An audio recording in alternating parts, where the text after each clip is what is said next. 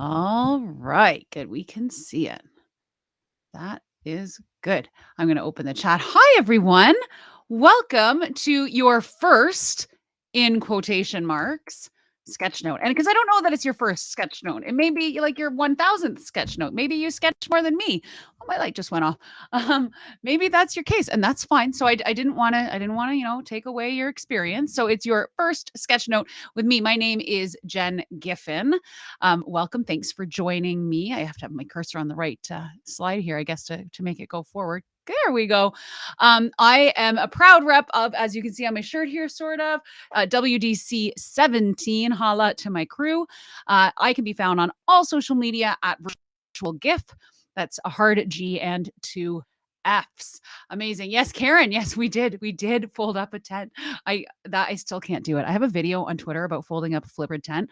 And everyone's like, "Oh, Jen, show me how to do it." And I always forget and I have to rewatch my own video. It's a riot. At any rate, my pronouns are she, her, and hers. I'm coming to you from just north of Toronto, Ontario, Canada. And you can tell I am from Toronto because I don't pronounce that last T. It is a silent T if you are a Torontonian. I'm a teacher librarian, a proud teacher librarian and book nerd. And I've been sketchnoting for about 5 years since Ditch Summit.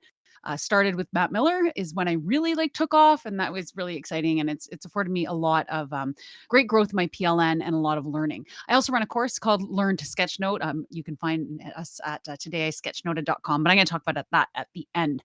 So here's what you're going to need today. You are going to need a writing utensil and paper, or a tablet and a stylus. So something, it doesn't matter how big it is. It can be little, like even if you have little sticky post-it notes like these guys here, that's fine. It doesn't need to be anything big because we're just going to do a teeny little one.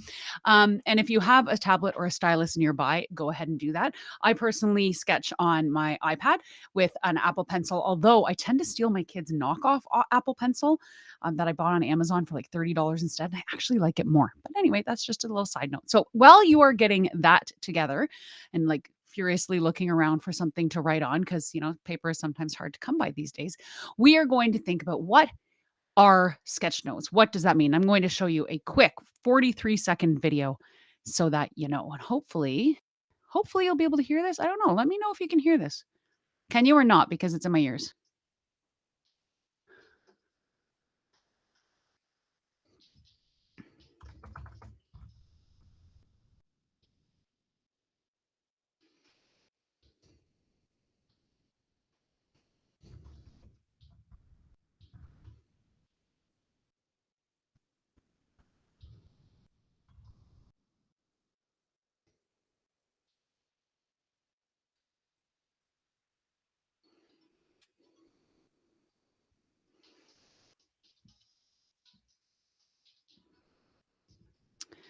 And that's it. That's all sketchnoting is. It's ideas. It's not art.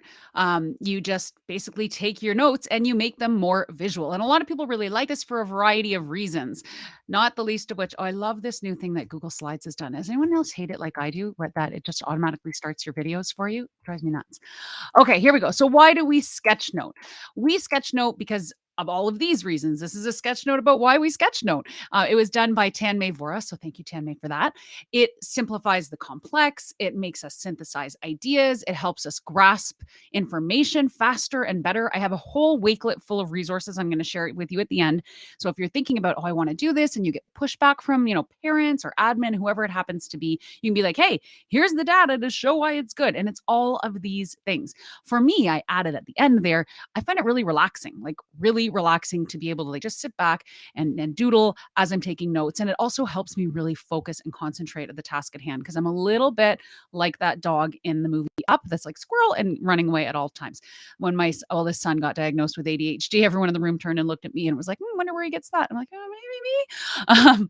But that's where I'm at with it. I really love it. I also love how it fosters communication. Whenever I'm sketchnoting, people come over like, oh, can I take a picture? Oh, can I see that? And we foster conversation that wouldn't be had if I was just taking notes in a traditional fashion. So let's keep going here. There's probably a lot of you here that's like, okay, I'm ready to start sketchnoting. That's great, but I'm not an artist. And you're really reticent maybe to do sketchnoting because of that. I'm going to let you in on a little secret. I was never a doodler. I wasn't a kid that was doodling in my, the pages. I didn't take every art class.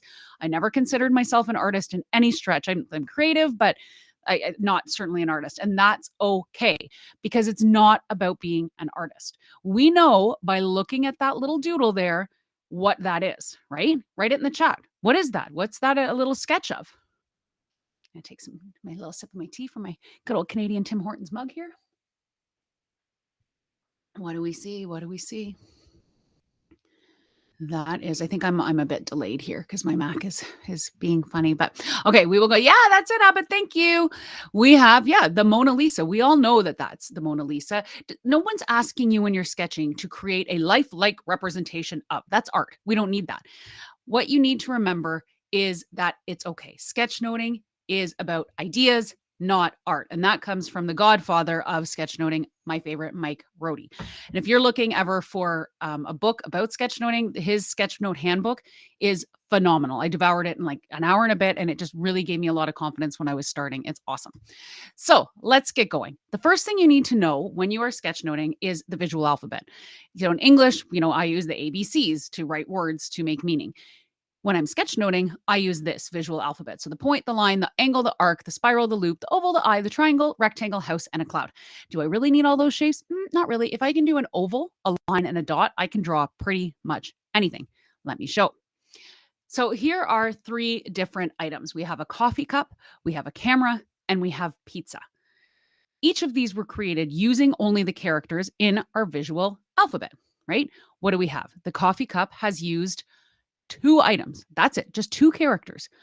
Rectangle, 2 different sizes, and 5 different arcs to create the steam and the handle. The camera is 3 different characters. The square, the line, and a circle. Now the line can be, vertical or horizontal, or it can be diagonal, whatever you want. Lines can go however. And then finally the pizza, which arguably looks sort of the least complex, uses the most number of characters. It uses 4. We have a triangle, we have an arc, we have a circle, and we have a couple of points or dots, right? Hey, we can draw. I bet you any of you right now could be like, oh yeah, I could totally draw that. So we're going to give it a go. I want you on that piece of paper or on that tablet that you grabbed, using your writing utensil, be that a digital or analog, I want you to create any or all of the following items and try to do it using that visual alphabet. I'm going to give you 2 minutes. I'm going to start a little timer down here. You won't be able to hear the timer, and that's okay. It's just going to be annoying music in my ears. But you have 2 minutes. Oh, it's like dance music. That's why I'm dancing. Okay, there. I'm going to turn it down because it was really loud and I felt like I was at a club in my 20s. And I had a few glasses of wine last night and sort of feel a little bit like the day after club in my 20s. I don't need to hear the music. That makes me feel that way. So you're creating either a light bulb or a dog or a cat. I put a cat in there because I was afraid that my 11-year-old would come in here and freak out. Why isn't there a cat? It's his favorite animal, and he would get really upset with me. You can do a cat. And then a spaceship. Like I said, create any of them, create all of them. Your doodles should take you about 30 seconds. People say 10 to 20. I give up to 30. It doesn't need to be lifelike representations. You're just doodling. You're taking it easy. You're wondering why I don't stop talking.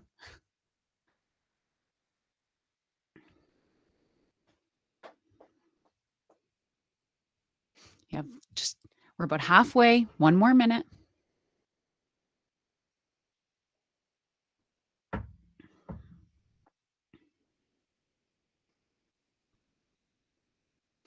Oh, Critty just joined. Hi, Critty. Lots of fun names in here that I know.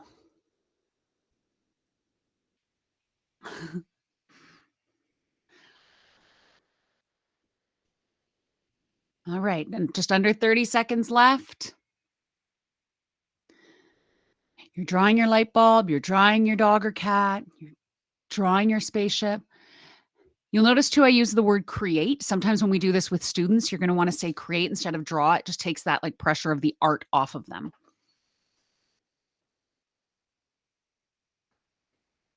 5, 4, 3, 2, 1, and we're done. Time's up. Awesome. So when you created these, I imagine many of you have a light bulb that looks something like this, right? I've used some lines, I've used some ovals, I used a couple of curves in here. Now, I once had a student do this with me. I've done this activity with hundreds, if not thousands of people. And he drew this And he said, "No, it looks like this, miss." And I was like, "Okay, whatever." Because all of our schools have fluorescent light bulbs. So I thought that was really cheeky and funny. Oh, red, green, yellow. You drew like a stop, like a traffic light. I like that. If you drew a dog or a cat, you may have drawn just their face straight on, or you may have drawn their entire body, right? And that's okay. They both represent a dog or a cat, right? We know that that's a dog. We know, despite if it's their face or their full body, we're good to go. And for spaceships, some of you may have drawn a rocket ship and others may have drawn a UFO. And again, it really is just the perspective and the planet that you come from, right? That's all it is. But we know that that's a spaceship. Now, we're very rarely going to be asked to draw light bulbs or dogs or spaceships. So we need to think about what these represent. So if you want to take a minute in the chat and say, if you were creating a sketch note and had ideas, what ideas might these doodles represent? So what could a light bulb be? What could a spaceship be? What could a dog be? I'll give you a second if you want to write one in the chat. A little bit of interactivity in our 20 minutes.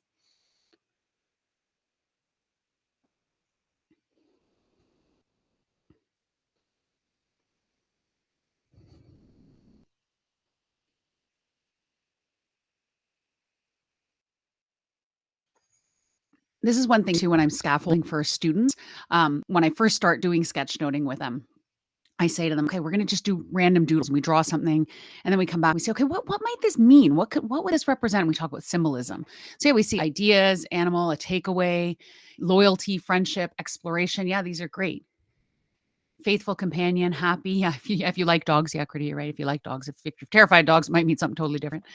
Yeah, awesome. Something mind blowing. I love that, Elsie. Thank you. So I'm going to shift us a little bit. And instead of doodling for a concrete idea, let's doodle an abstract idea. Using the visual alphabet, I would like you to doodle something that represents freedom. Okay. If I said to you, if I was giving a speech about freedom, what would you draw to represent that idea? I'm going to give you about 30 seconds to do a quick doodle. And then I'd like it if you put in the chat what you chose to doodle for freedom.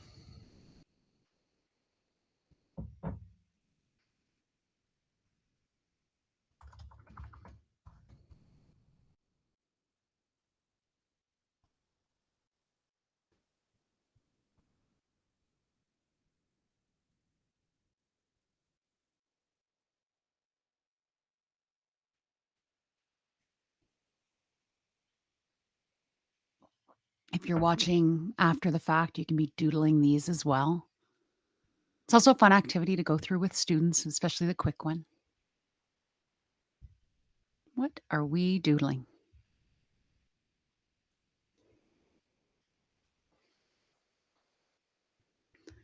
Open handcuffs, yeah. I have students almost always draw handcuffs. So I once had kids draw closed handcuffs. And I was like, "Well, doesn't that sort of represent the opposite of freedom?" And he's like, "Miss, there's no one in them." And I think it was the same kid who drew the light bulb, the fluorescent light bulb. I was like, "Oh, very, very clever." When I do this live with teachers, I think it's hilarious because I would say a third of the room draws a beach with a palm tree and someone like there's a drink with like a funny little umbrella in it. So it's like, adult beverage time, which makes me laugh a lot when we're in person. We're doing that. So when I draw freedom, I draw this. I draw the Canadian flag. And it's hard to draw because the maple is hard, but that's okay. I get through it and we're good to go. All right.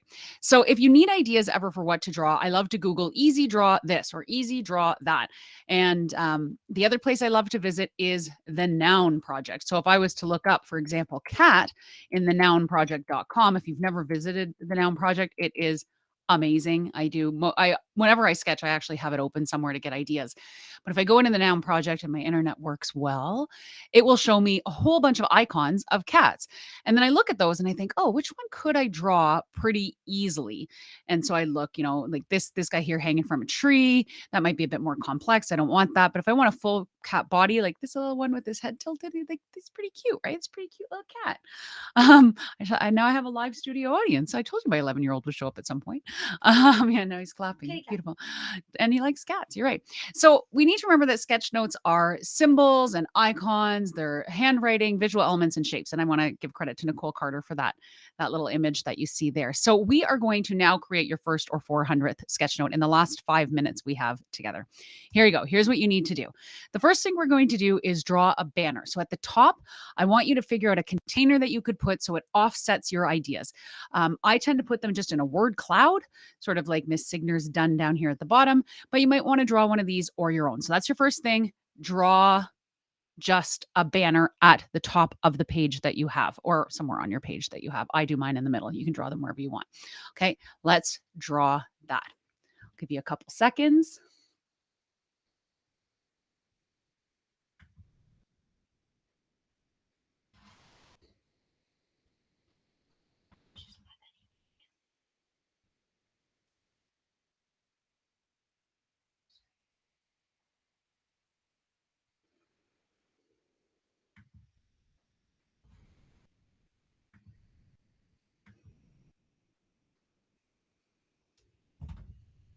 Okay, now that you have your title, hopefully, let's create 3 different bullets. Okay, you're gonna do 3 different bullets, and I'm gonna give you 30 seconds. I have a little timer even here that we can go on. So in 30 seconds, draw 3 bullets with 1, 2, 3. I don't even think you're gonna need your 30 seconds. So you can draw them like I've shown here, like tent cards, or they could be just little squares. They could be of people. You're just gonna draw 3 bullets because you're gonna capture 3 ideas.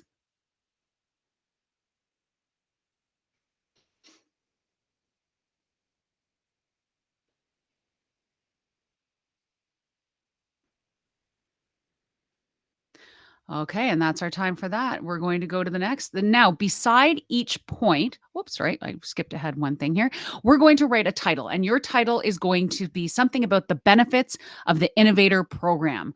So it could be Google Innovator Program, it could be benefits of like the GEI, anything you want in the title. And then you're going to actually, beside each of your bullets, you are going to put your 3 ideas. So, for example, for me, I might say, like Google Innovator benefits in my title. And then I would do like friendships, networking, and the learning experience. Those could be my 3 things that I want. Okay. The 3 ideas.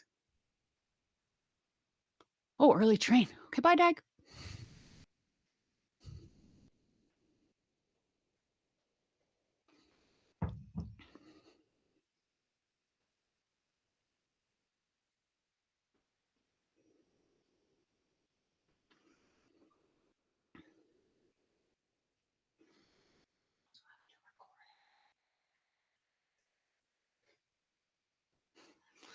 All right. Another 13 seconds.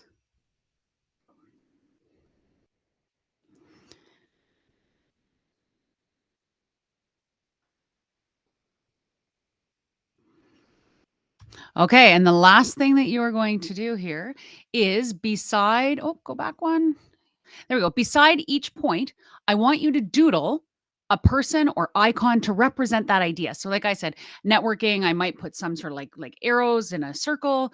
For friendships, I might have 2 people hugging, and then the great learning, I might have like light bulbs or a full brain or something like that. Now, because I'm cognizant of the time, I want you to know that as soon as you draw those 3 little doodles, as soon as you do that creation, you've just created your first sketch note, because that's all it is. A title, some ideas captured, and then doodles, should you want them, they don't need to be there, beside each. Guess what? You're done. That's it. You just sketch noted. So for all of you who thought you couldn't do it, you just did. You proved yourself wrong. For all of you who thought, I can do this, but I wonder how I start, now you know. Bravo. Bravo to all of you. I do have some resources at the end of the slide deck. On slide number 26 there is a Wakelet, and that's the Wakelet with all of the resources that I promised you. If it loads here quickly enough, we'll see. Yeah, it has a whole bunch of different things about